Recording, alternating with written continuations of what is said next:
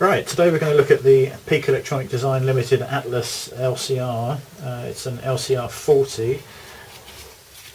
It comes, like all the other meters, with a nicely written user manual. It covers all the warnings and instructions on what and how to test things.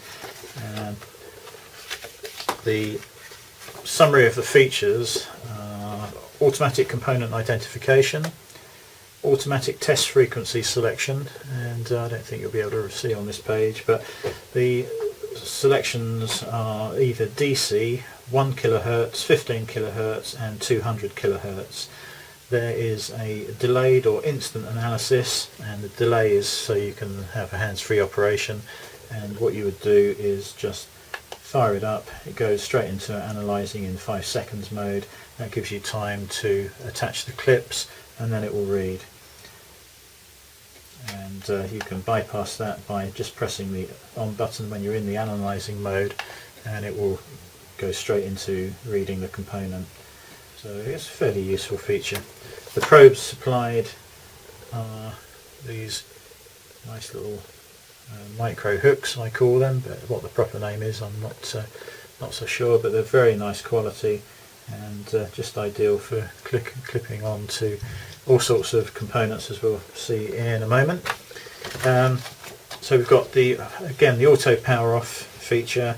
That is just to save the battery life, as we found on on the ESR40. It would be nice if this auto off period was user adjustable and could be disabled if required. Obviously these are interchangeable. They just unplug here, and there's a range of different probes available. I've always found these ones that it comes with are ideal for most situations. Automatic ranging and scaling. We have a 1% basic accuracy for resistors and a 1.5% basic accuracy for inductors and capacitors. Again, the usual warning about not connecting this equipment to any equipment that's turned on, and make sure that you don't connect it to anything that is charged, capacitors, etc.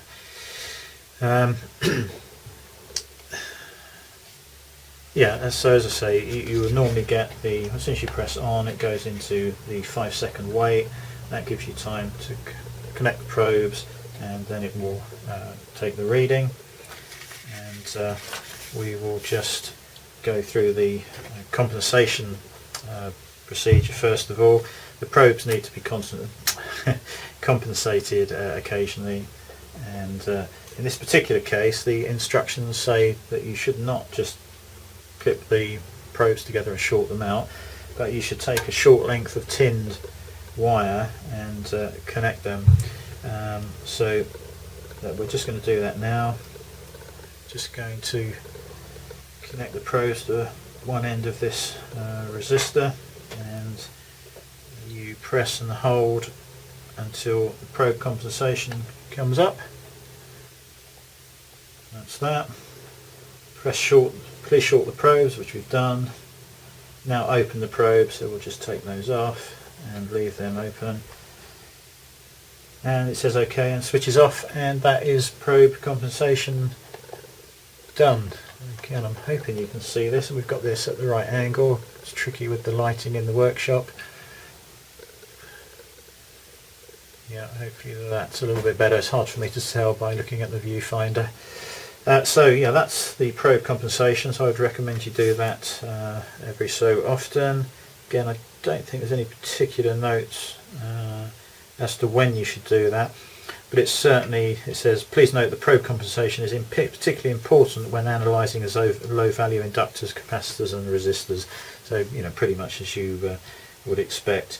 To measure inductors rather, we have a couple of inductance ranges, and you have between 0 microhenries and 0.3 millihenries, 0.3 millihenries and 4 millihenries, and then between 4 millihenries and 10 henries. And the test frequency used is either 200 kilohertz, 15 kilohertz or 1 kilohertz. Let's just go to testing something out. See if I can find something where the value is marked. Okay, we have a slightly damaged coil here. I have absolutely no idea what this is out of, but it is marked 1.9 millihenries, so hopefully if we connect this we should see that result come up in the display. We'll just turn it on, then skip the analysing in 5 seconds mode, let it analyse. Now we have inductance of 1.933, which is absolutely spot on. There's a small down arrow here, which means there's more information we can scroll down to, and to scroll you just press the scroll button. And then we have a DC resistance of 1.2 ohms, and the test frequency was 15 kilohertz. And then if we scroll down again we go back to the inductance. So all the things we need to know are there, and hopefully, as you can see, if that will focus. I think it's focused. You can see 1.9 is actually on there. So that's that one. You will all be familiar with one of these, and I think the figure for a good one should be 4.7. But let's try it both sides and see what readings we get, just for the sake of it. We'll skip the 5 seconds. Okay, inductance, we've got 2.519 on that side, and DC resistance 3.8. Yeah, actually I think it was the resistance is the thing to read on these. And test frequency 15k, and then back to the inductance. I have absolutely no idea what figures you would get off of the other side. It's not really important.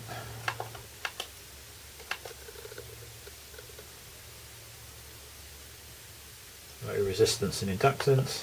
Resistance 0.1, inductance 6.6. Test frequency 200 kilohertz. So that's that. We've got a small relay here which we can just test the coil out on.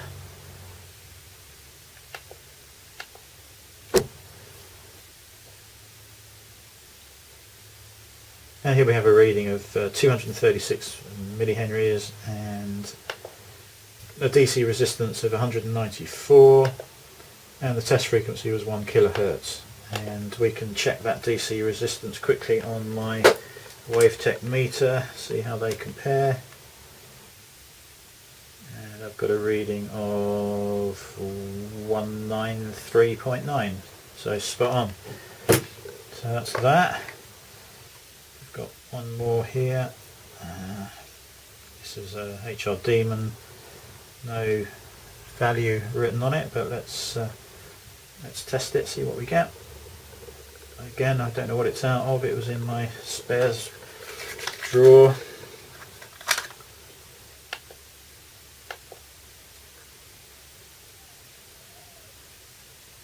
We have inductance of 978.1, DC resistance 0.4, and the 15 kilohertz test frequency, and then back to the inductance. So yeah, as I say, I'm not sure what that was out of. I just went through the spares drawers from. It's got stuff in it from years ago. Right, so this will also obviously check capacitors, and you can obviously make sure they're discharged, short them out for a few seconds. Do not read them in a powered circuit. As I say, make sure they're discharged, otherwise you will damage this meter. So we just connect that up, fire it up, and bypass the 5 seconds. Now this is one thing I do not like about this meter. The capacitance has come up as 3.280 millifarads. Now I don't work in millifarads, I always work in microfarads. So in this case it is a 3300 mic cap, that's how it's marked up. And I would really like to see it come up on the display as a 3300 mic cap. But just ignore the decimal point and it means the same, but it's an annoyance that I would rather not have. So that's the capacitance value. The test frequency, obviously DC, and then back to the capacitance. And let's just try a really small value cap. This is a tiny, I think it's a 0.47, and we'll just connect that up, see if it's comfortable reading that.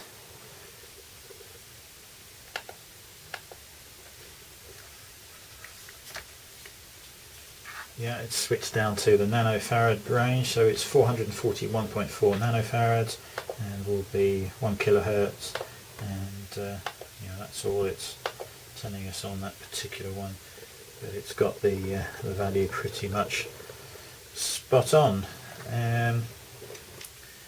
If you've got an ESR40 that came with the crock clips, you can obviously interchange those with this meter, which is handy. You may have things that you would prefer to clip the crock clips onto to work on, but yeah, something to bear in mind if you're buying one or two of these, that all the probes will swap around generally. Right, let's have a little look at a 1K resistor, see what that brings up. We've calibrated the probe, so this should be pretty much spot on, but let's have a look.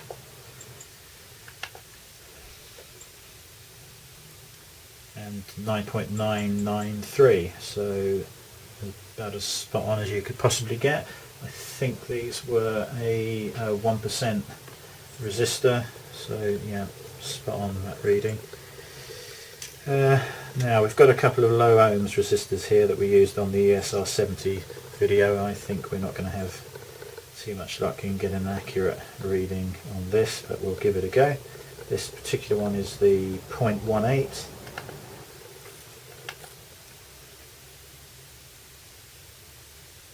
For some reason that's told us the capacitance. Oh, that's really weird. Why would it work out capacitance? Probably the value is so low that it's not happy with it. Let's try again.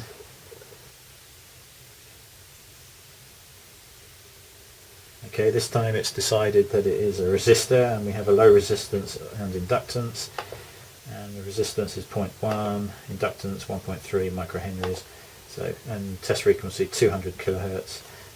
Again, this is not really the thing to be testing low ohms resistors on. Let me just have a quick flick through here, see if there's anything else I can obviously tell you about. Yeah, test frequencies obviously vary on the capacitance range, and this will measure right down in the picofarad range. We have, let me just connect a 3 nano cap up to it and test that.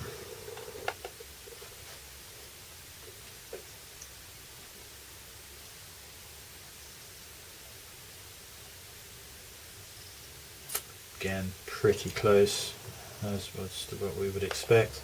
15k frequency measurement. So yeah, no issues with any of that. I don't know whether I've got a much lower value cap to hand. Let's just pop anything out of the drawer in. See what we get.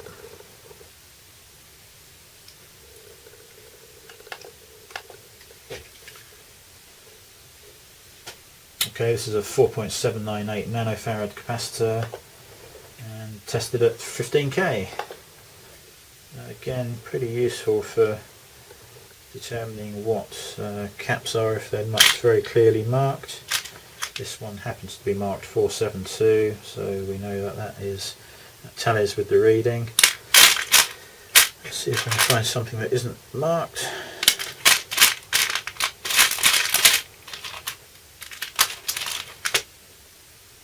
Okay, the markings on this are not entirely, do not make it obvious what it is, so let's just connect that, fire it up.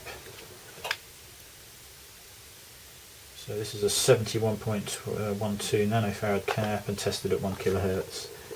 So yeah, quite useful for determining the value of caps that you may have knocking around. And just one last test on this tiny little cap here.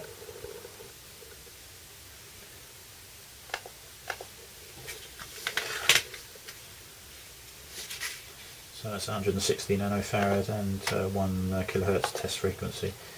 So I'm just going to pause this video and be back in a moment. Okay, back again. I just wanted to check a couple of specifications before I carried on. I'm actually going to tell you what the specs are. The resistance range is 1 ohm to 2 mega ohm with a resolution of typically 0.6 ohms and minimum 0.3. The accuracy is plus or minus 1.0. Capacitance is 0.5 picofarads to 10,000 mic, and resolution 0.2 pico, typical 0.5, and accuracy 1.5% plus or minus. Inductance range, we have 1 microhenry to 10 henries, resolution 0.4 microhenries, typical 0.8, and resolution plus or minus 1.5%. Strangely, I was just pulling out some high value resistors, and I thought we'd test the upper level, and I pulled this one out, which I think is a 2 mega ohm resistor.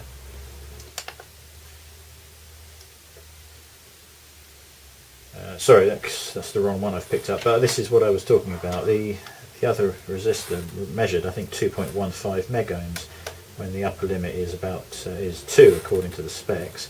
Let me just read this one. I think this came up at 2.15, but it's okay, 2.14. So I thought, well, I wonder if you can actually read higher than the specs suggest. So I've got a 4.7 here, which you just saw, and it seems to have read that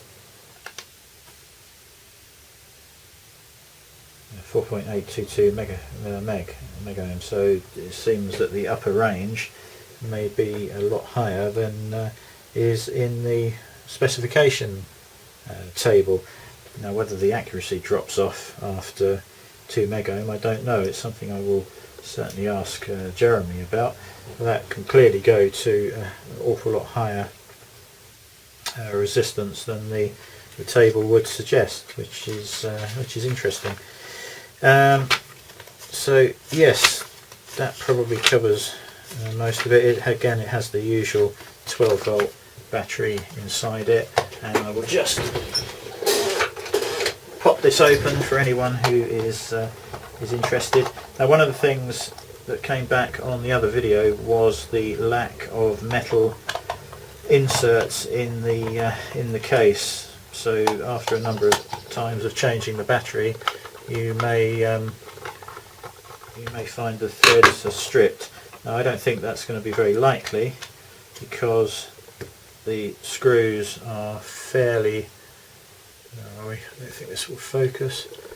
The screws are fairly coarse threaded, but it's a good point. I would have much preferred to have seen threaded inserts in there, because I'm sure over time the threads probably could be stripped out of this.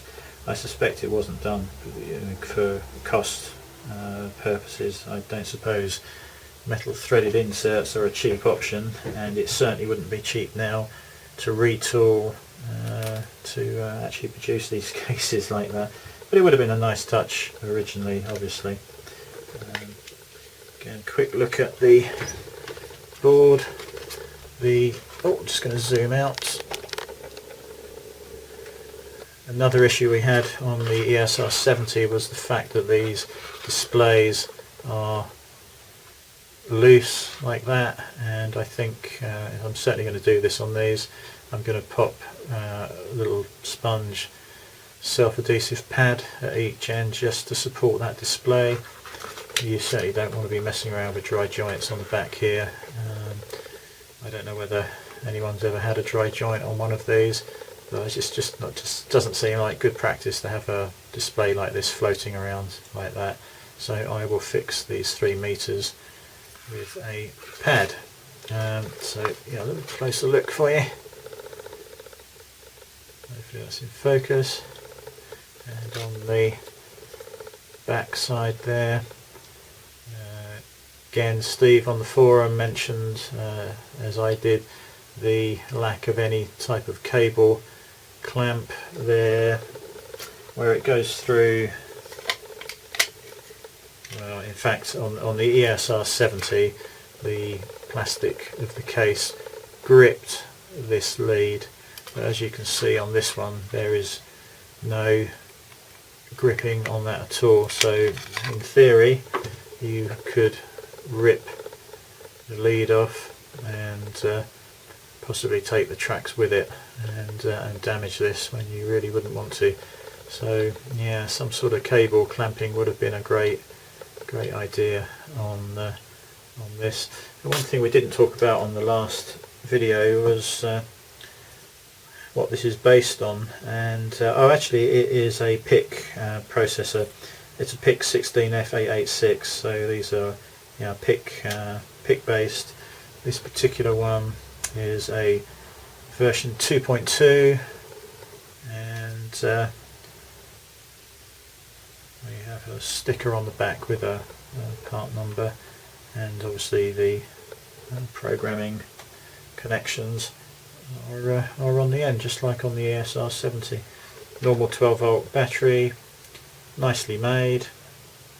Just a couple of minor points really on the display, and the lack of any sort of cable clamping there. I'm just going to put that back in the case and make sure that the top doesn't actually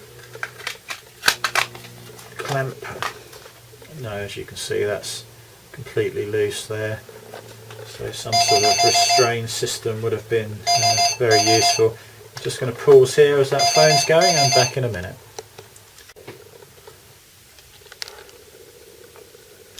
Okay, so I think we were just talking about the case and the lack of any restraining system for this lead. It is well soldered, but you know, it is a weak spot, I feel. So we're just going to pop that back together again. Again, like the ESR40, it's exactly the same case, just a different colour. There are slots in the top and the bottom, which I'll show you in a second, which look like they may have been for some sort of stand originally. If we can just get this to focus. Yeah, you can see there's a bit of a slot just in there, and if you spin this over, a little slot in there, so it looks perhaps like this was designed to just sort of click into a stand that may have been planned at some point, and I will talk to Jeremy about that. Anyone that's watched the other video about the stand I just made up for this ESR40, I just thought I'll include it here as well. All I've done is, I'm just going to zoom out, all I've done is made up a bent coat hanger, a bit of epoxy resin, and that's how it would sit. It's obviously top heavy in this version because I actually designed it to go with one of these, which is a little stand for a camera off of eBay, about £3, and this one just sits over that like that and pretty much locks in place, and you can pull the leads around now and that just doesn't go anywhere. If you're going to try it just with these, then just make sure it is mounted much lower down here, so it would end up in, you know, that sort of position, and then it won't be so top heavy.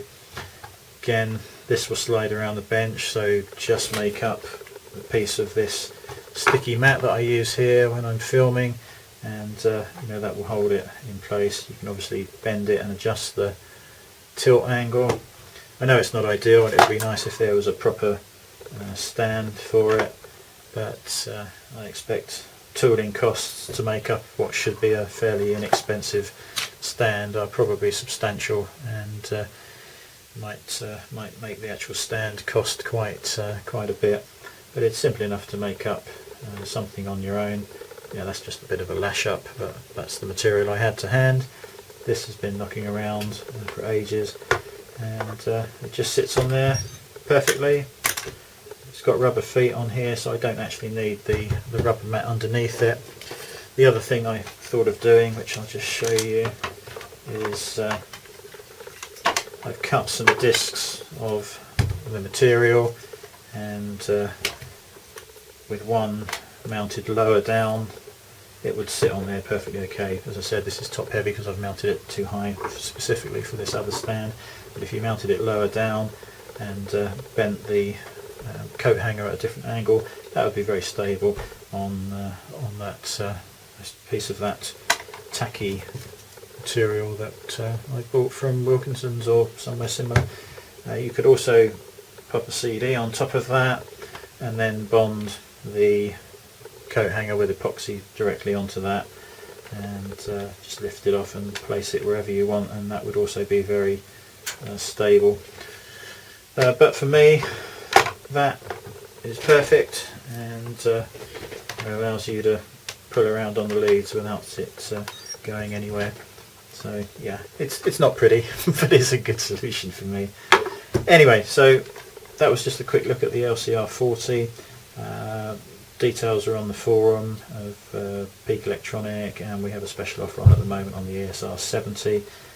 No offers at the moment on these, the LCR40 and the DCA55, and there is a new version of the DCA55 launching in December, and for anyone that pre-orders, I think the first batch will be shipped around the middle of December in a couple of weeks' time, and hopefully we'll get our hands on a review version of that to show you later on. So that was just a quick look at the LCR40. Thanks a lot.